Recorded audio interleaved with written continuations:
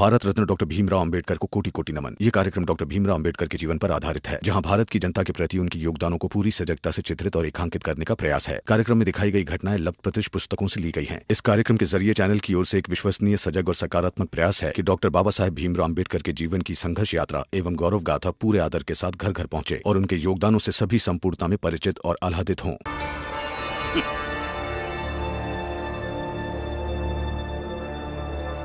तुम लोग यहीं पहरा देना और महाराज जी ने जो कहा है उनकी आज्ञा का पालन होना चाहिए। ये लाश ऐसे ही लटकती रहे और ध्यान रहे इसे कोई उतार ना सके।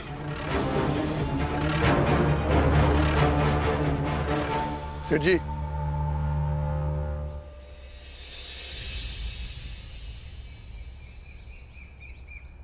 जब जिंदगी चली गई है तो किसी चीज को रोकने से क्या फायदा।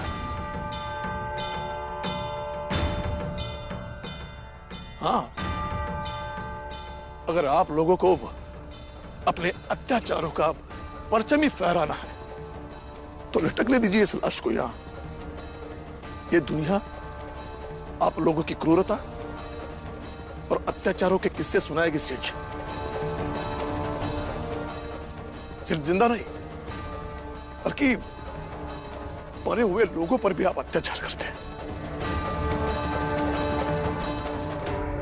चलो भीमा भाई,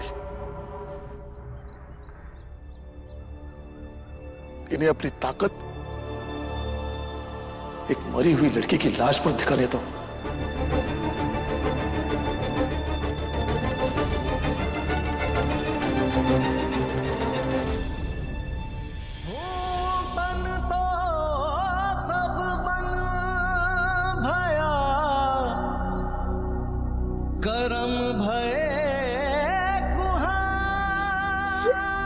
चल बेटा।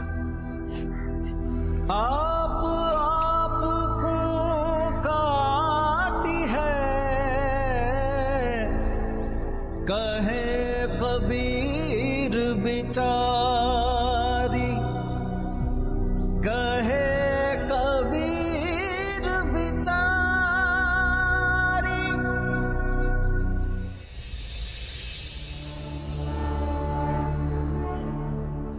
महाराज जी, लोगों में गलत संदेश जा रहा है कि हम हार गए।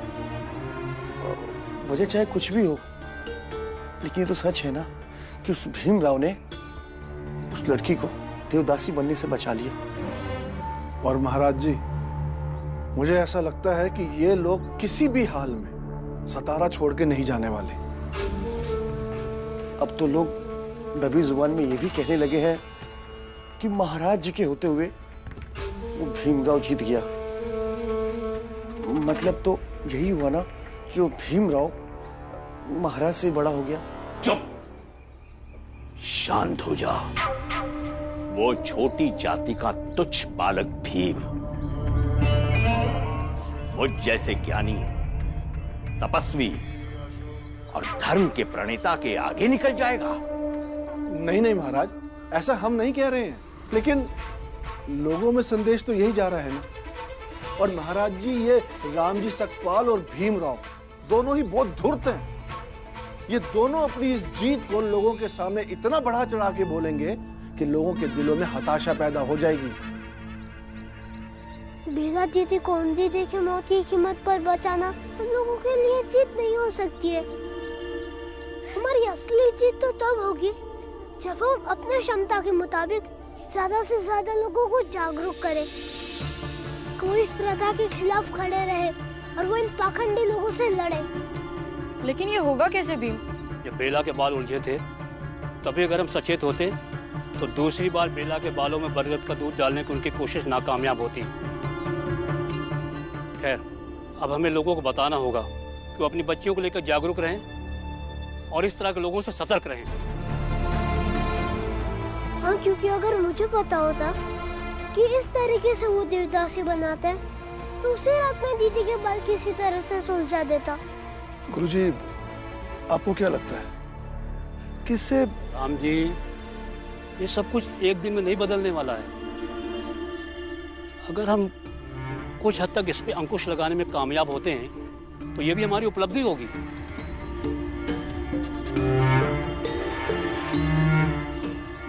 अब चाहे जो हो जाए, मैं अपना पूरा जीवन देवदासियों की कुप्रथा के खिलाफ ही लड़ते लड़ते बिताऊंगी। मुझे एक बात बताइए, उस भीमराव और राम जी की सबसे बड़ी ताकत क्या है? महाराज, उसका परिवार। कई बार मुझे ऐसा लगता है कि हमारे समाज की एकता से ज्यादा एकता उसके परिवार में है। और उसकी सबसे बड़ी कमजोरी? महाराज जी, उस भीमराव के लिए शिक्षा और उस राम जी सकपाल के लिए भीमराव। तो फिर उसकी ताकत को तोड़ो और उसकी कमजोरी पर चोट करो, क्योंकि ये परिवार प्लेग से भी ज्यादा खतरनाक है। ये ऐसा ही रहा तो अंबेडकर, कुलकर्णी जैसे हजारों खड़े हो जाएंगे, और जब अपनों के बीच ही विरोध छिड़ जाएगा तो कुछ नहीं बचेगा। अगर हम सब लोग साथ रहेंगे तो और लड़ाई जीत जाएंगे। और बाबा कहते हैं कि मैं पढ़ाई करता रहूंगा तो और लड़ाई जीतने के लिए कोई ना कोई रास्ता तो मिलता रहेगा। सही कहते हैं तुम्हारे बाबा भीमराव, तुम्हें पढ़ाई नहीं छोड़नी है,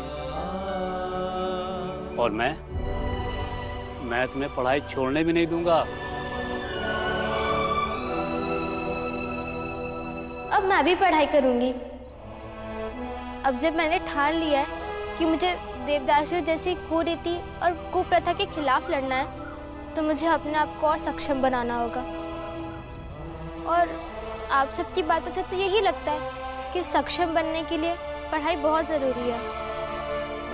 हाँ दीदी, आप जरूर पढ़ो।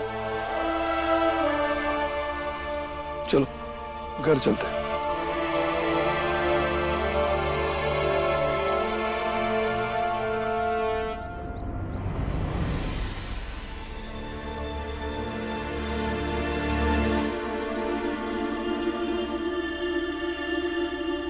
नीमा बाई, मेरी बेला को मुझे लौटा दीजिए। मैं जिस बेला को जानती हूँ वो गुड़ियों के साथ खेलती थी, और ये जो बेला है आपके साथ ये जीवन भर संघर्ष करना चाह रही है। लड़कियां कहाँ संघर्ष करती है? मैं नहीं चाहती कि वो संघर्ष करे। अब उस पे भूत सवार हो गया है। पढ़ना है, मजबूत होना है तो लड़की जातना। थोड़े दिनों में ब्याह शादी करके घर बसा लेती, जीवन सफल हो जाता।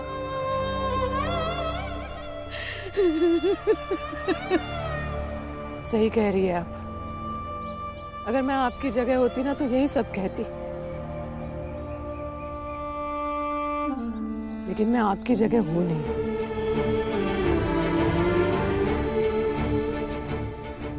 राम जी सकपाल की बीवी और भीम की आई होने का मतलब आप नहीं समझेंगे शायद, लेकिन मैं अच्छी तरह से समझती हूँ। प्यार करना, किसी की चिंता करना, ये एक अलग बात है, वो ठीक ही है, लेकिन उससे भी ज्यादा जरूरी है जिससे आप प्यार करते हो अगर वो संघर्ष का रास्ता चुने तो उसका साथ देना। विनती करती हूँ आपसे, बेला का साथ दीजिए, भरोसा रखिए, जो कुछ होगा अच्छा ही होगा। और सबसे अच्छी बात ये होगी कि बेला के मन में अपनों के लिए जो नफरत भरी पड़ी है ना, वो प्यार में बदल जाएगी। उसका साथ दीजिए।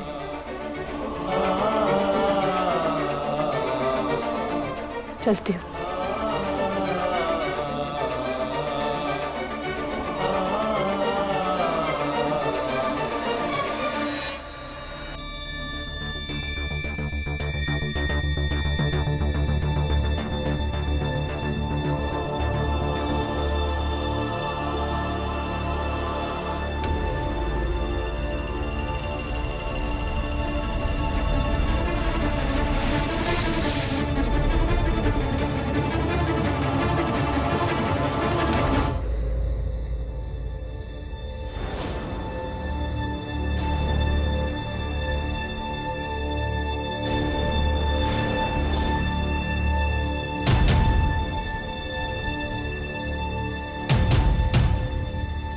भीम बेटा, क्या हुआ?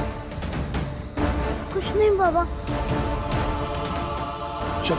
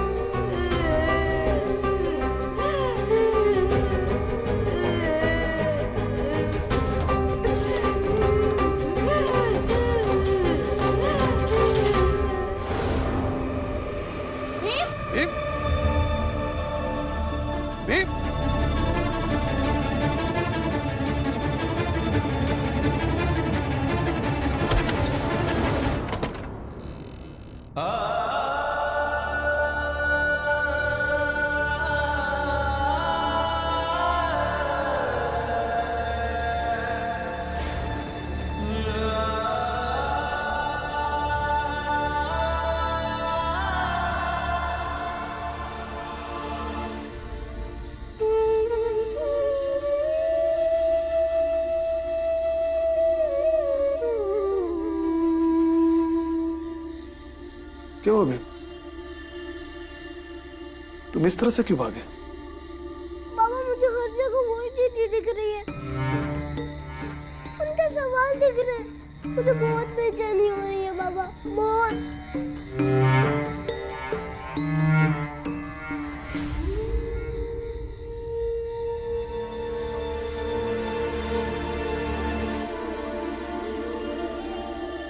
लेकिन बीवा,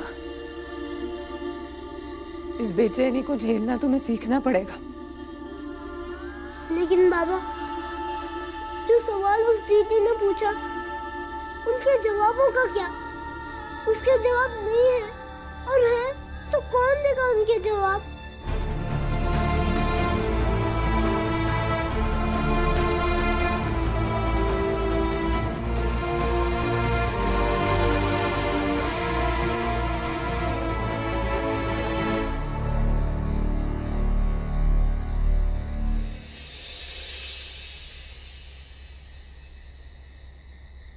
कौन जवाब देगा बेटा?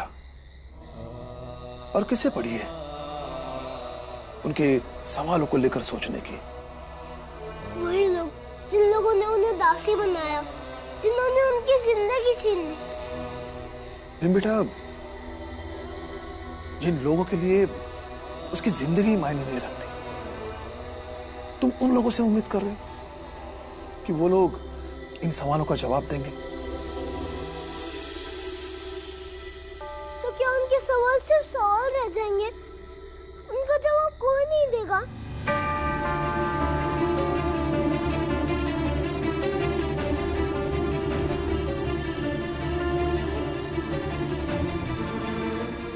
बेटा, ऐसे कई सवाल हैं जो उत्पन्न होते रहते हैं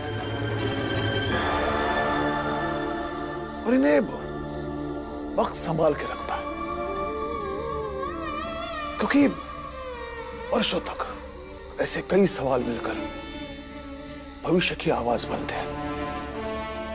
इनके जवाब भी मिलते हैं, लेकिन वक्त लगता है अपने हिसाब से।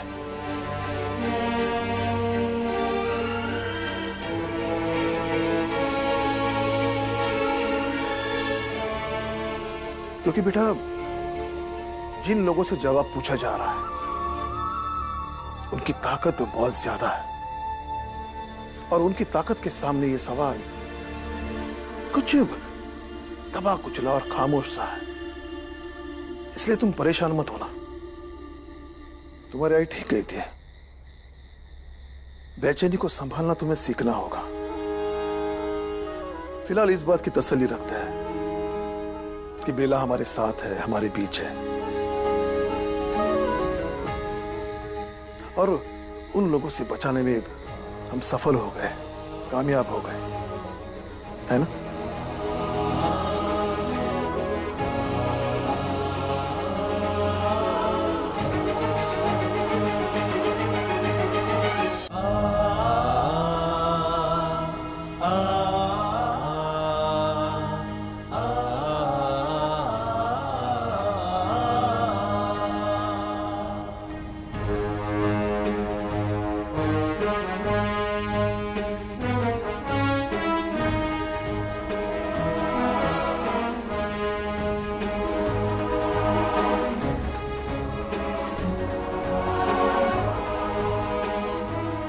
भीम बेटा, क्या कर रहे हो? बाबा आपने कहा ना कि फिलहाल ये सवाल खामोश है।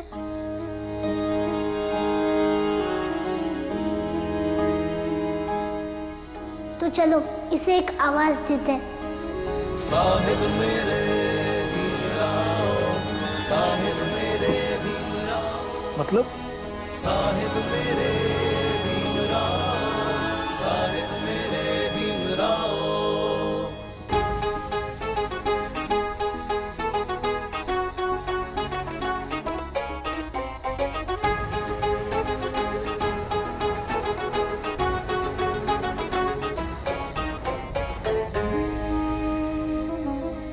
ठीक है?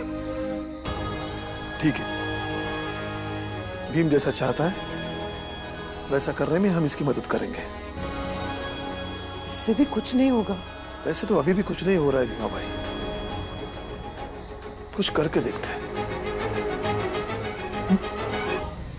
ले लो आनंद भैया।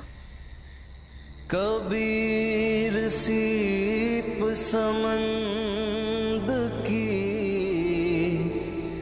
रटे प्यास प्यास, समुदहि तिनका करी गिने, स्वाति बूंद की आस, स्वाति बूंद की आस।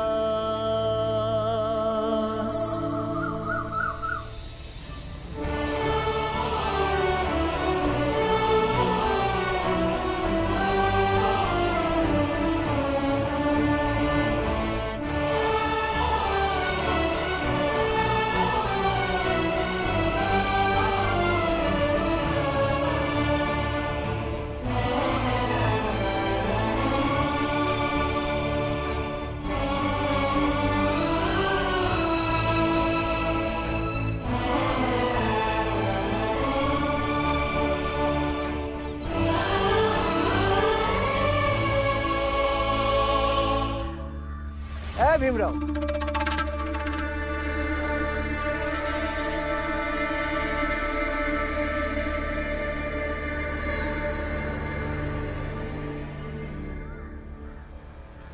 ये क्या नया नाटक है? नाटक नहीं, जवाब चाहिए। महाराज जी से जाकर कहिए कि इनका जवाब दे, क्योंकि जवाब दिए हुए बिना अब ये मामला शांत नहीं होगा और मैं शांत होने भी नहीं दूंगा। अच्छा, जवाब चाहिए? हाँ? तो तू अकेले क्या कर लेगा? हाँ? अकेले नहीं, सवाल पूछता हुआ ये कई जगह पर लगाया गया है। आपको क्या लगा केक को मारकर अब उनके सवालों को दबा देंगे? तो जाइए देखिए, ये उनके जैसे कई तैयार हो गए हैं आप लोगों से सवाल पूछने के लिए। छी छी छी छी छी।